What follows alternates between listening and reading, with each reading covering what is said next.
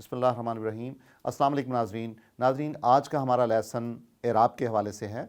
आपने अरबी ज़बान पढ़ते हुए या कुरान हकीम पढ़ते हुए ये देखा होगा कि मुख्तलिफ़ अल्फाज जो हैं वो अपनी हालतें बदलते हैं, यानी उनके ऊपर जो एराबी हालत है वो तब्दील होती रहती है। मिसाल के तौर पे हम कहते हैं अल्लाहु, अल्लाहा, अल्लाही। हालांकि लफ्ज़ एक है, अल्लाह ताला का नाम है, लेकिन इसकी तीन हालतें हैं। इसी तरह मोहम्मदुन, मोहम्मदन, मोहम्मदिन, तीन हालतें हैं। तो सवाल पैदा होता है कि फिर ये मुख्तलिफ़ अल्फाज पे इनकी एराबी हालत जो है वो क्यों बदलती है, क्यों ऐसा होता है। हम कुरान हकीम से भी चंद एक एग्जाम्पल देख सकते हैं, लेकिन इससे पहले मैं बताता चलूँ कि एराब जो हैं वो अरबी ज़बान में अल्फाज के ऊपर नीचे आते हैं या उनमें चंद एक अल्फाज ऐड भी होते हैं, और ये उनकी जो आवाज़ होती है उसको भी चेंज करते हैं और बाज़ उसका मुआनी भी चेंज करते हैं। मिसाल के तौर पे जितने भी अस्मा हैं, मुब्तदा और ख़बर, जो इस्मिया जुमले होते हैं उसमें मुब्तदा और ख़बर आम तौर पे मरफू हालत में, हालत रफ़ा में पाए जाते हैं, यानी उनके ऊपर दम्मा लगेगा, इस्म के आखिरी हर्फ के ऊपर दम्मा लगेगा।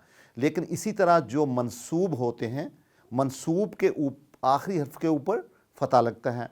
और इसी तरह जब हर्फ जार आता है या कहीं जो इस्म हैं वो मुदाफ़ और मुदाफ़ अलैह की फ़ॉर्म में होते हैं तो उनके आखिरी हर्फ के नीचे कसरा होता है। तो गोया मुख्तलिफ़ जो आसमा हैं वो अपनी शक्ल भी बदलते रहते हैं। अब हम कुरान हकीम की चंद आयात पे गौर करते हैं इसी चीज़ को, इसी तब्दीली को देखने के लिए।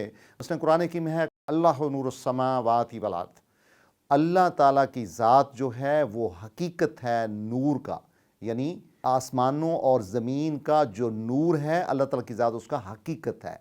इसी तरह अल्लाहु, उस पर गौर करें, अल्लाह का जो आखिरी हा है उसके ऊपर दम्मा है। दूसरी आयत है वल्लाहु खैरुल माकिरीन, अल्लाह ताला की ज़ात जो है वो सबसे ज़्यादा प्लान करने वाली है, यानी खैर प्लान करने वाली है। तो माकिरीन पे गौर करें, यहाँ पे ये जो नून से पहले ये है, ये काबिल गौर है। क़तल दाऊदो जालूता, जालूता के ता पे गौर करें, दाऊदो के दम्मा पे गौर करें। इसी तरह कुरान हकीम की आयत है खलक़ल इंसान मिन अलक़, तो यहाँ पे इंसान ना नून के ऊपर फ़तह है, गौर करें। इन्ना अरसलना का शाहिदन व मुबश्शिरन व नज़ीरा, इन्ना अरसलना का के ऊपर देखें फ़तह है, शाहिदन के ऊपर तनवीन है, मुबश्शिरन के ऊपर तनवीन है, नज़ीरा के ऊपर फ़तह है। और रब्बे ज़िदनी इल्मा, अब देखें मीम के ऊपर क्या है, तनवीन है फ़तह की। तो नाज़रीन ये बताता चलूँ कि जो चंद एक अलामात अरबी ज़बान में इस्तेमाल होती हैं जिनको हम दम्मा, फ़तह, कसरा और जज़्म कहते हैं। हालत रफ़ा को हम एरो से शो करते हैं जिसकी डायरेक्शन ऊपर को होती है। हालत नस्ब जो है उसका एरो बराबर पे होगा, यानी पैरेलल होगा, हॉरिजेंटल होगा। और जो हालत जर होगी उसमें एरो की डायरेक्शन नीचे को होगी। ये क्यों होगी? चूँकि जब हालत जर होती है तो आवाज़ नीचे को जाती है, हम उसको एरो से शो कर देते हैं। इसी तरह जब हालत नस्ब होती है तो उसकी आवाज़ जो है बराबर पे रहती है, तो हम उसको बराबर पे हॉरिजेंटल शो करते हैं। और हालत रफ़ा जो है नाज़रीन उसमें आवाज़ ऊपर को जाती है और हम उसके एरो को ऊपर को शो करते हैं। अब मैं चंद एक मसाले आपको देता हूँ। जैसे हम कहते हैं मुस्लिमुन, मुस्लिमुन का मतलब है कि मुसलमान, कोई एक वाहिद है। इसकी हालत नस्ब क्या होगी? मुस्लिमन। और इसकी हालत जर क्या होगी? मुस्लिमिन, यानी मीम के नीचे तनवीन है जर की, यानी कसरा की तनवीन है, हालत जर होगी है। काफिरुन, काफिर को बोलते हैं, इसकी हालत नस्ब क्या होगी? काफिरन। और इसकी हालत जर क्या होगी? काफिरिन। इसी तरह हम कहते हैं मुशरिकुन, मुशरिक को बोलते हैं हालत रफ़ा, मुशरिकन हालत नस्ब और मुशरिकिन हालत जर। इसी तरह हम कहते हैं मोमिनुन, मोमिन को बोलते हैं हालत रफ़ा, और मोमिनन ये हालत नस्ब है और ये मफूल होता है।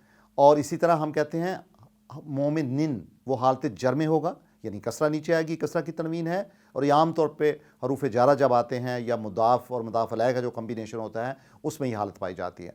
इस तरह हम कहते हैं मुनाफिकुन हालत रफ़ा, मुनाफिकन हालत नस्ब जो कि मफूल की होती है अक्सर, और इसके अलावा मुनाफिकिन हालत कसरा या हालत जर भी उसे बोलते हैं। तो नाज़रीन आपने देखा कि यहाँ पे जो हालत रफ़ा है, हालत नस्ब है, हालत जर कैसे फैलती है। लेकिन एक बात याद करने वाली है, जब हम मुअन्नस पे आते हैं तो हम कहेंगे मुस्लिमातुन, मुस्लिमातन, मुस्लिमातिन। इसी तरह हम लेते हैं मुशरिकातुन, मुशरिकातन, मुशरिकातिन। इसी तरह हम कहते हैं मोमिनातुन, मोमिनातन, मोमिनातिन। फ़र्क क्या है कि जब आप मुन्नस का सीगा लेते हैं या उसमें गोलता उसके आखिर में होगी या हमज़ा होगी, चूँकि गोलता और हमज़ा जो हैं वो मुन्नस की निशानी होती है, तो गोया जब मुन्नस का सीगा होगा तो उसकी हालत नस्ब में अल्फ़ का इज़ाफ़ा नहीं होगा। ये आप टेबल भी आपको गाइड कर सकता है कि उसमें अल्फ़ का इज़ाफ़ा नहीं होगा। अल्फ़ का इज़ाफ़ा कहाँ होगा? जहाँ वाहिद होगा, मुज़क्कर होगा और हालत नस्ब बनाते हुए हम उसमें अल्फ़ का इज़ाफ़ा करेंगे, हालत नस्ब में सिर्फ, हालत जर में नहीं होगा।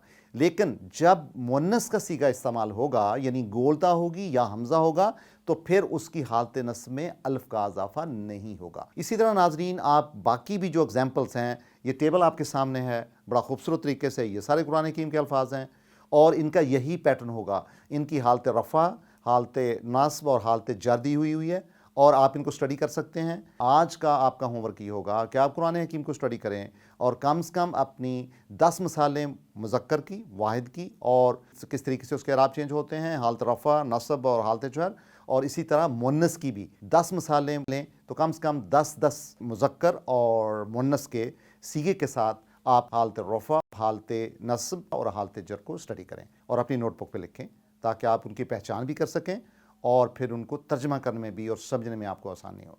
थैंक यू नाज़रीन, बहुत शुक्रिया।